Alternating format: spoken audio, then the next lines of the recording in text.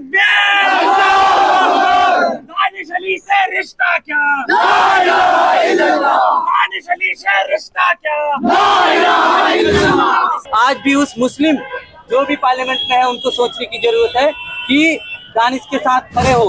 रमेश बिधूरी की सपोर्ट होगा, उन्हीं का सरकार है, उन्हीं का राज है, उन्हीं के राज में वो इसी हेट से ही बाबरी मस्जिद तोड़ने से शुरुआत है। ये रमेश बिधूरी मुर्दाबाद, मुर्दाबाद, मुर्दाबाद। रमेश बिधूरी मुर्दाबाद, मुर्दाबाद, मुर्दाबाद। बिधूरिया सिर्फ ये नहीं बोल रहा, ये पूरा बीजेपी का षड्यंत्र है, पूरा एक राजनीतिक अखाड़ा है, राजनीतिक एजेंडा है कि हम इन्हें पार्लियामेंट में भी इसी तरह से नीचा दिखाएंगे तो इसको कहीं पे भी दिखा सकते हैं।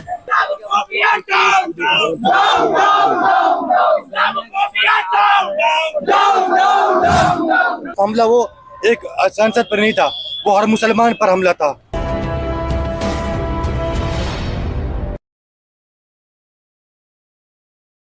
यहाँ पर जो हुआ है ये पार्लियामेंट तक पहुँचा है। मॉब लिंचिंग वाला जो चीज अभी बस बयान दिया हुआ है। ऐसे जो मुसलमान के खिलाफ जो बात कर रहे हैं, हम पहले से ही शुरुआत से ही पहले ये जब 2014 से बता रहा है इस्लामोफोबिया क्रिमिनलाइज करना चाहिए, जैसे SC/ST एट्रोसिटीज एक्ट होता है, ये 14 के बाद खुल से संघ परिवार कर रहा है।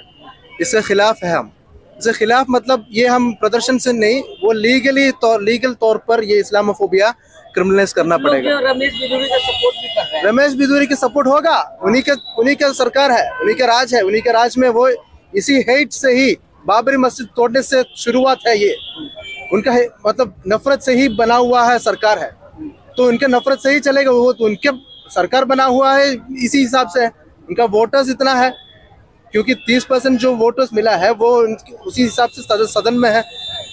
इसीलिए मैं कह रहा हूँ उनके सपोर्ट में लोग हैं, लेकिन जो बहुजन और जो मेजोरिटी ये विपक्ष में है, और विपक्ष जब इकट्ठा हो जाएंगे तब ये सब हम लागू कर सकते हैं। अगर हम इससे ज्यादा अगर हम अभी कैंपस से क्या मांग करते हैं आप लोग, क्या मांग करते हैं? हम ये करते हैं उनके जो MP है रमेश बिधूरी, एक MP जो कहते हैं, उनका डिस्क्वालिफिकेशन करना चाहिए और उनके ऊपर केस लगाना चाहिए। क्रिमिनल ऑफेंस है ये। वो पहले भी सांसदों को पाकिस्तानी बहुत बार ये एक बार नहीं, ये अभी मीडिया में आया है, बहुत सोनिया गांधी के खिलाफ बोला है, बहुत विपक्ष के जो नेता के खिलाफ बोला है। दिस इज सिंपली नॉट, मतलब वहाँ पर जितने सदन में जितने बैठे हैं वो पहले जो बॉम्ब ब्लास्ट में जो मक्का मस्जिद बॉम्ब ब्लास्ट में जो कन्विक्टेड आदमी लोग हैं, इसी से आपको पता। देखिए ये इसमें एक और चीज है, रमेश बिधूरी के खिलाफ कुछ लोग हैं और इसके खिलाफ भी शायद केस होगा, डिस्क्वालिफिकेशन होगा, लेकिन वो फिर से सदन में आएगा और बड़ी पोस्ट में आ जाएगा। वो बीजेपी के बड़ी पोस्ट में, देखिए आप जितने जो आप देखे होंगे बिल्किस बानो के जो केस में जितने लोग जेल में गए थे, बाहर आने के बाद क्या कितने आधार मिला था। यही इनका जो साइको है। अभी बीजेपी इस तरीके के लोगों को पनाह दे रही है। हाँ वही, मतलब ये जान पूछ के ही कर रहा है, मतलब ये जान पूछ के, तब भी तो उनका वोट बढ़ जाता है। दानिश अली जामिया से क्या कुछ कहना चाहेंगे? जामिया से यही कहना है, ये जामिया का हमारा जो एलुमनस भी है, वो इसके लिए हम बहुत गर्व से बात बोलते हैं कि हमारा दानिश MP हमारा जामिया एलुमनस है। ये जामिया से शुरू होंगे ये जो लड़ाई है उनका। जो हम लोग हमारा संगठन फ्रेटर्निटी मूवमेंट उनको मिलने गए थे, तो हम उनको बोला था हम हर तरह मतलब सड़कों पे या लीगली पॉलिटिकली भी आपके साथ है। तो इसी तरह मतलब पहले वो थोड़ा इमोशनली भी डाउन हो गया था, लेकिन हम बोला आप हमारा नेता है, आप ताकत से आगे बढ़ना है, तब हम साथ आपके साथ और आगे बढ़ने के लिए। और परिचय दीजिएगा सर। मैं फ्रेटर्निटी मूवमेंट का राष्ट्रीय महासचिव, जामिया में PhD कर रहा हूँ। रमेश बिधूरी जिसने मतलब संसद में मुसलमानों को सीधा कहा है, कटुए दल्ले, तू बाहर निकल, तुझे देखूंगा, तू आतंकवादी है, इस तरीके के वर्ड जो उसके खिलाफ यूज करे गए। मतलब ये हमला सिर्फ उस पर नहीं था कि ये उससे दानिश अली से बोला गया, ये हर मुसलमान से बोला गया, हर मुसलमान की आइडेंटिटी पे हमला किया गया और हर मुसलमान से बोला गया कि तुम आतंकवादी हो, और ये बोला गया तुम संसद के बाहर देख लेंगे। जब एक सांसद का ये मतलब ये हाल है, तो सोचने वाली बात है कि जो आम मुसलमान है उनके हालात क्या है। सही बात। हम जैसे मुसलमान, हम जो स्टूडेंट हैं, नॉर्मल जो गरीब मुसलमान है, उनके हालात क्या होंगे। इस चीज को आप सोच सकते हो इस हालात से। जब एक सांसद को संसद में, जिसे पूरी दुनिया देखती, पूरा हिंदुस्तान देखता है, जब उसको कटवा बोल दिया जाता खुलेआम, तो हमारे साथ क्या होता होगा।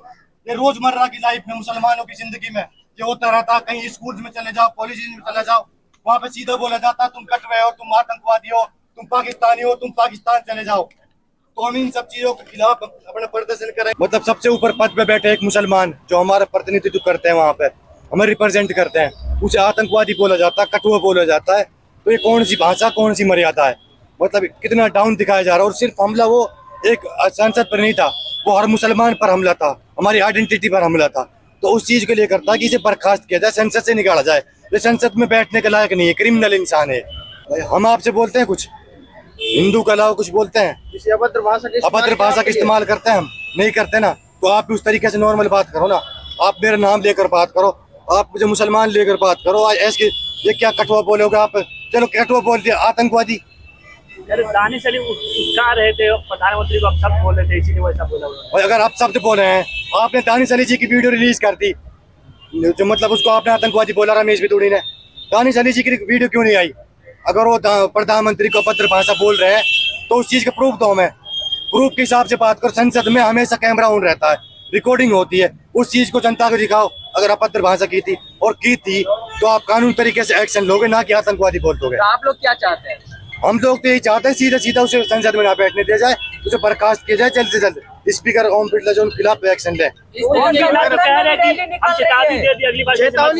चेतावनी से काम नहीं चलेगा जी, एक्शन से काम चलेगा। चेतावनी करने से क्या है, आप निंदा कर दोगे, चेतावनी ले लोगे, कार्रवाई की जाएगी। सख्त। आपसे पहले ही बहुत बार चेतावनी, राहुल गांधी को चेतावनी क्यों नहीं दी? राहुल गांधी को चेतावनी क्यों नहीं दी? राघव चड्डा को चेतावनी क्यों नहीं दी? उनको आप डायरेक्ट मतलब 1 घंटे में या 24 घंटे में एक्शन ले लेते हो। इनको 75 घंटे से ज्यादा हो चुका है, आपने अभी तक कोई एक्शन नहीं लिया। समर्थन वाली कोई बात नहीं है, ये तो हमें समर्थन में आते हैं। आसिफा जो एक 8 साल की बच्ची थी, जिसका मतलब 4 हिंदुओं ने बलात्कार किया था, उसके समर्थन में तिरंगा यात्रा निकाली थी। क्या कर सकते हैं इस बेशर्म लोगों के लिए। रमेश बिदूड़ी के समर्थन में आना तो एक छोटी सी चीज है। एक जो 8 साल की बच्ची जिसका बलात्कार हुआ था, उसके समर्थन में जो लोग आ सकते हैं, उनका रमेश बिदूड़ी के समर्थन में आना मैं कोई बड़ी बात नहीं मानता। ये बताइए, आप भी जामिया के स्टूडेंट है, वो भी जामिया से पढ़े, अगर कार्रवाई नहीं हुई तो क्या करेंगे फिर आप लोग? देख, बात सिर्फ ऐसे नहीं को जामिया से पढ़े, जामिया से पढ़े ठीक है, थोड़ा हमारे उनके साथ अटैचमेंट है, हम तो हर किसी के साथ खड़ा होते हैं। वो जामिया से पढ़े थोड़ा 1% ज्यादा लगा लो, बस इतना फर्क हो सकता है। तो आगे कार्रवाई देखो संगठन मिलकर लेता है। मेवाती स्टूडेंट यूनियन साथ बैठेगा।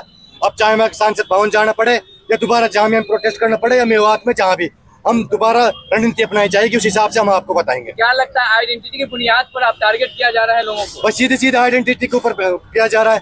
तो अगर दानिश अली जी के अलावा कोई और क्यों नहीं था? क्या किसी हिंदू को आतंकवादी बोला गया है? मुसलमानों को क्यों बोला जाता है? बस सीधा सीधा टारगेट किया जाता है, मुसलमान है सिर्फ इसलिए।